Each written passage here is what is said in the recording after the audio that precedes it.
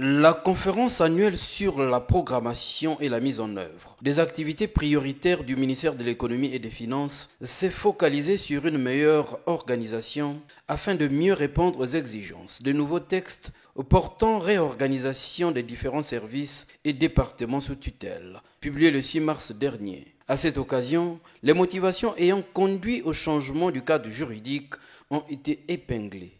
La réorganisation des services, d'abord, obéit au principe de la gestion axée sur les résultats, qui consacre la séparation des fonctions de pilote, de manager et d'opérationnel. La gestion axée sur les résultats, qui est le fondement des budgets programmes, exige un certain nombre, une certaine organisation, pour que finalement la recherche de la performance soit effectivement un objectif principal.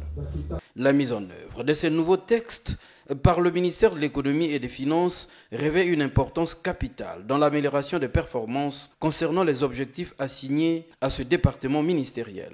Le changement organisationnel au travers des innovations portées par les nouveaux textes, d'une part, et la mise en œuvre des chantiers du changement que représentent des activités et tâches prioritaires du ministère de l'Économie.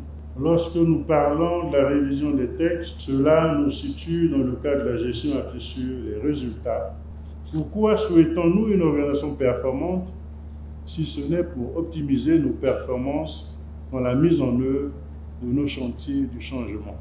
Nous avons articulé ce chantier autour de 5 axes à savoir: le pilotage de la politique du ministère de l'Économie et des Finances, le développement de l'économie et du secteur financier, la mobilisation des recettes budgétaires.